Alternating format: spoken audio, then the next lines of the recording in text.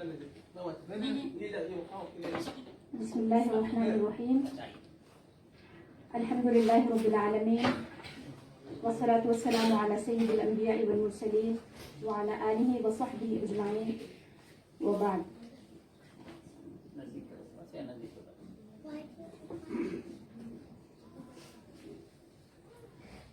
معزز مہمانان کرام و مشائخ اعظام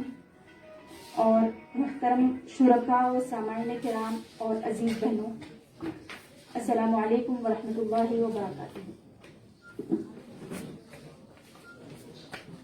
قبل اس کے کہ میں اپنا مختصر سا مقالہ آپ کے سامنے پیش کروں، چند اہم باتیں گوشے گزار کرتی ہوں۔ پہلی بات یہ ہے کہ مجھے بہت مسرت محسوس ہو رہی ہے کہ مجھے اس سیمینار میں بطور نمائندہ خاتون جو خانقاہوں اور یونیورسٹیز اور مدارس کی خواتین کی طرف سے نمائندگی کا موقع دیا گیا ہے، میں اس کے لیے شکر گزار ہوں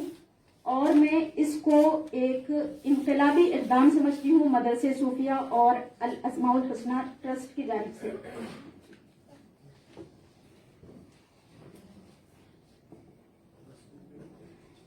شرعی پری میرج کونسلنگ کی اہمیت و ضرورت پر کچھ لکھنے یا کہنے سے قبل اس کونسلنگ کی نوعیت اور مقاصد کو سمجھنا ضروری ہے۔ پری میرج کونسلنگ ایک قسم کی مشاورت ہے جو نکاح سے قبل لڑکا یا لڑکی کے ساتھ ایک یا چند نشستوں میں کی جاتی ہے۔ اس میں ان سے ایسے مختلف سوالات کے جوابات لیے جاتے ہیں جو ماضی اور مستقبل کے متعلق ہوتے ہیں، تاکہ ان سے نکاح کے متعلق ان کی توقعات اور مقاصد کو سمجھا جائے۔ اس مشاورت کا مقصد دونوں کو نکاح کے بعد کی زندگی کے لیے تیار کرنا ہوتا ہے۔ پری میرج کونسلنگ ایک خوشگوار، صحت مند اور مستقل ازدواجی زندگی تشکیل دینے میں مددگار ہوتی ہے، اور اس سے لڑکوں اور لڑکیوں کو اپنی اچھائیوں اور کمیوں کا پتہ چلتا ہے، جس سے وہ نکاح سے پہلے اس کی اصلاح کر کے نئی زندگی کو آسان بناتے ہیں۔ اگر ہم اس کونسلنگ کو شرعی نقطہ نظر سے دیکھیں تو اس میں ازدواجی تعلقات میں حلال اور حرام اور جائز و ناجائز سے واقفیت اور نکاح سے متعلق ضروری مسائل سے آگاہی سر فہرست ہے، جو ایک صالح اور خوشگوار زندگی گزارنے کے لیے بے حد ضروری ہے۔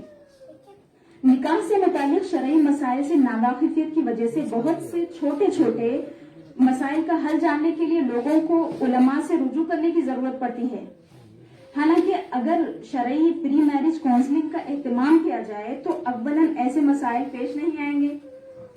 اور پیش آنے کی صورت میں زوجین ان مسائل کو خود ہی سلجھا سکیں گے۔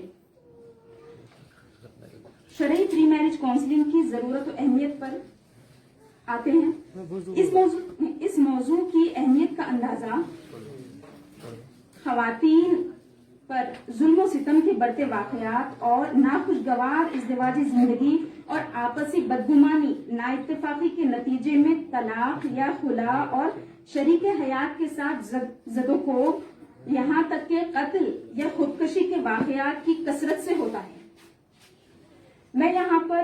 اس موضوع پر بات کرتے ہوئے یہ بات بتانا ضروری سمجھوں گی، چونکہ پری میرج کونسلنگ ایک ایسا موضوع ہے جس کو عام طور پر شجرہ ممنوعہ سمجھا جاتا ہے، اس پر بات کرنا اچھا نہیں سمجھا جاتا ہے، معیوب سمجھا جاتا ہے۔ تو اس موضوع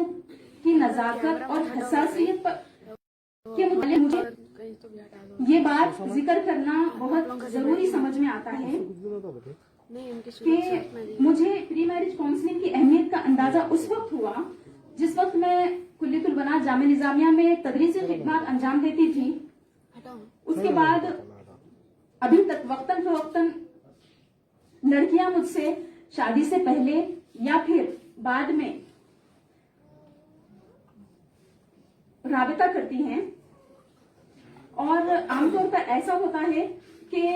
ان کے ساتھ زندگی میں ناخوشگوار واقعات آتے ہیں، الجھنیں ہوتی ہیں، وہ ڈپریشن کا شکار ہوتی ہیں، تو مجھ سے پرسنلی وہ ملاقات کرتی ہیں اور پوچھتی ہیں. اور میرے ساتھ شروع میں 2-4 سال پہلے ایسا ہوتا تھا کہ میرے پاس بہت سارے مسائل کا اطمینان بخش اور علمی جواب نہیں ہوتا تھا. ان میں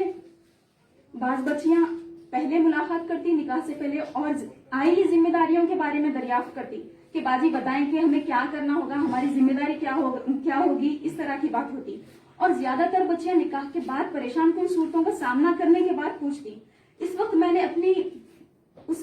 اپنی محدود معلومات اور نبی کریم صلی اللہ علیہ وسلم اور ازواج مطہرات کے اسوہ حسنہ کو سامنے رکھ کر ان کو مطمئن کرنے اور کسی حد تک ان کے مسئلے کو سلجھانے کی کوشش کی. پھر میں نے اس موضوع کی ضرورت و اہمیت کو سمجھتے ہوئے اس بارے میں مطالعہ کرنا شروع کیا. دوران مطالعہ مجھے چند ایسی کتابیں ملی, بلکہ چند کیا بہت ساری کتابیں جن میں سے زیادہ تر کا تعلق عربی زبان سے ہے. اردو میں بھی مجھے کتابیں ملی, لیکن عربی میں زیادہ کتابیں ہیں جو ازدواجی زندگی کے کچھ رہنما اصول بتاتی ہیں اور بعض نکاح سے قبل رہنمایانہ ہدایات پر مشتمل ہے. اور میری نظر میں یہ کتابیں کافی حد تک کسی بھی شادی شدہ جوڑے کے لیے مددگار ثابت ہو سکتی ہیں. تاہم صرف کتابوں پر اکتفا نہیں کیا جا سکتا, بلکہ زمانے کے تیزی سے بدلتے ہوئے رجحانات اور ازدواجی زندگی اور اس کے مسائل اور تقاضوں سے ہماری نسل کو ناواقفیت کے پیش نظر زبانی کاؤنسلنگ بہت ضروری ہے. پری میرج کاؤنسلنگ میں بچے اور بچیوں کے لیے نکاح سے 1 یا 2 مہینہ قبل ان مذکورہ امور پر ایسی ٹریننگ کا اہتمام کیا جانا چاہیے جس سے وہ ان مسائل سے اچھی طرح واقف ہو جائیں اور اس کی نزاکتوں کو سمجھیں. نمبر 1, نکاح و طلاق کے بنیادی مسائل شرعیہ سے آگاہی. نمبر 2, زوجین کے حقوق اور فرائض سے واقفیت. نمبر 3, ازدواجی تعلقات میں حلال و حرام کی تمیز. نمبر 4, پاکی و ناپاکی کے مسائل اور امور سے واقفیت. نمبر 5, نزاع یا لڑائی کی صورت میں آپس میں صلح و صفائی اور طرفین سے ایک حکم کو مقرر کرنا جس کا قرآن مجید نے حکم دیا ہے. نمبر 6, انتہائی پیچیدہ صورتوں میں جب دونوں طرف سے ہم آہنگی کی کوئی صورت نہ نظر آئے یا دین کا مسئلہ ہو تو طلاق, خلا یا وصف نکاح کی صورتوں سے واقفیت جو شریک حیات کی ذہنی یا جسمانی اذیت اور قتل یا خودکشی کا بہترین متبادل ہے. نمبر 7, رزق کے معاملے میں کسب معاش کے ساتھ اللہ تعالیٰ کی ذات پر توکل کرنا انہیں سکھایا جائے تاکہ تنگی اور نامساعد حالات میں مایوسی اور کسی ناروا یا انتہائی اقدام کے بجائے زوجین ایک دوسرے کی مدد سے ایسے مشکل حالات سے باہر نکل سکیں, اسے نمٹ سکیں. مذکورہ امور پر نکاح سے قبل تقریر یا تحریر یا کسی دوسرے ذریعے سے تربیت کا کم از کم یہ فائدہ ہوگا کہ وہ غیر متوقع حالات سے نمٹنے کے ساتھ ساتھ مستقبل کے خوف سے کسی حد تک خود کو نکال سکیں گے اور توہمات اور جہل پر مبنی رسم و رواج کی زندگی سے بچ کر ایک صاف ستھری اور یقین و اعتماد سے بھرپور زندگی گزار سکیں گے اور اسلامی تعلیمات کی روشنی میں دنیا کے ساتھ ساتھ اپنی آخرت کو بھی سنوار سکیں گے. کلیت البنات میں تدریسی خدمات انجام دینے کی وجہ سے شادی شدہ طالبات کی طرف سے پوچھے جانے والے سوالات اور ان سے ہونے والی گفتگو اور ان میں سے کئی کے احوال جان کر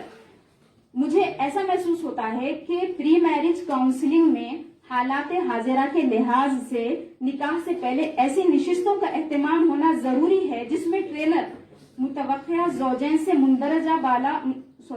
مندرجہ ذیل امور کے بارے میں سنجیدہ گفتگو کرے. اور یہ جو نشست ہوگی یہ دونوں کی علیحدہ تربیت کے بعد ہوگی, فائنل ہوگی. ان امور پر گفتگو کرے تاکہ وہ دونوں ایک دوسرے کے اخلاق و کردار اور زندگی کے بارے میں ایک دوسرے کے زاویہ نظر کو سمجھ سکیں. اس سے وہ ایک دوسرے کی کمیونیکیشن اسکلز اور شخصیت کا اندازہ کر سکیں اور یہ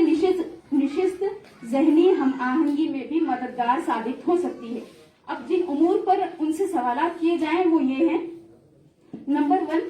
عقائد و نظریات. نمبر 2, سماجی و اخلاقی اقدار. نمبر 3, مالی اور معاشی وسائل اور مسائل.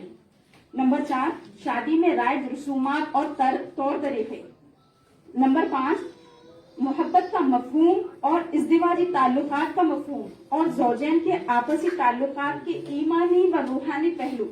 نمبر 6 نکاح کے مقاصد اور تقاضے، اولاد کی ضرورت و اہمیت۔ نمبر 7 زوجین کی عائلی ذمہ داریاں اور خاندانی تعلقات، سسرالی رشتہ داروں کے ساتھ رہن سہن۔ نمبر 9 آپس میں ایک دوسرے کے ساتھ کتنا وقت گزارا جائے، اور یہ اس وقت اہمیت کا حامل ہو جاتا ہے جب دونوں بھی ملازم ہوں۔ اور ایک اہم بات، جن گھروں میں ٹرینرز کے ذریعے کاؤنسلنگ کروانا پسند نہ ہو تو وہاں پر والدین یا سرپرست کی ذمہ داری بنتی ہے کہ وہ اپنی نگرانی میں یہ کام انجام دے۔ آخر میں اپنی بات کہہ کر آپ سے رخصت ہونا چاہوں گی کہ ارباب و حل عقد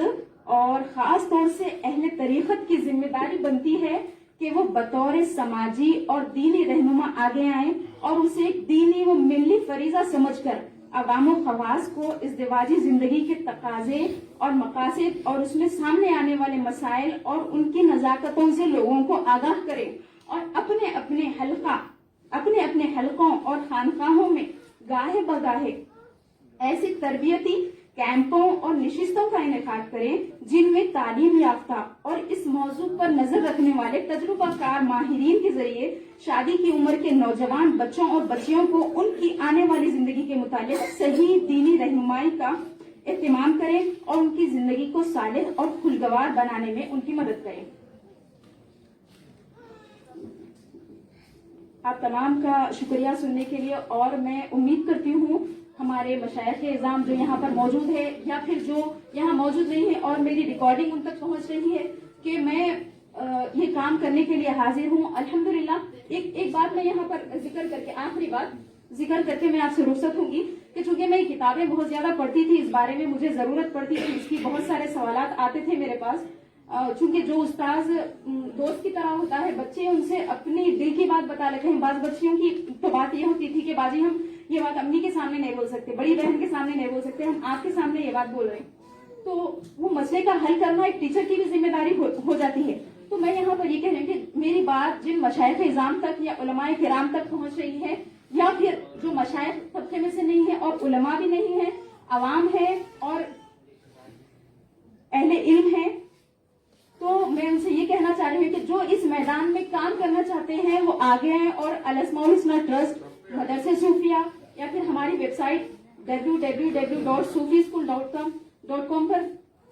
سے رابطہ کریں ہم سے۔ انشاءاللہ تعالی ہم منظم طریقے سے یہ کام کرنا شروع کریں گے، چونکہ یہ کام ہم اگرچہ کرنا چاہتے تھے، اس کی ضرورت کو سمجھتے تھے، لیکن جو واقعے ہو رہے ہیں بطور خاص، جس واقعے کا بار بار ذکر ہو رہا ہے وہ عائشہ نامی لڑکی کا، اس کے بعد ہمیں اپنی ذمہ داری کا احساس بڑھ گیا ہے بطور عالمہ یا پھر بطور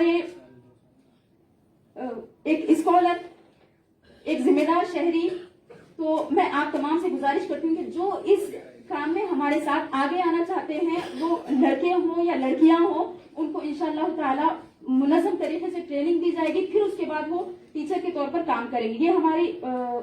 الحمدللہ نیت ہے اور اخلاص ہے، اور یہ پہلا قدم ہے۔ اللہ تعالیٰ سے دعا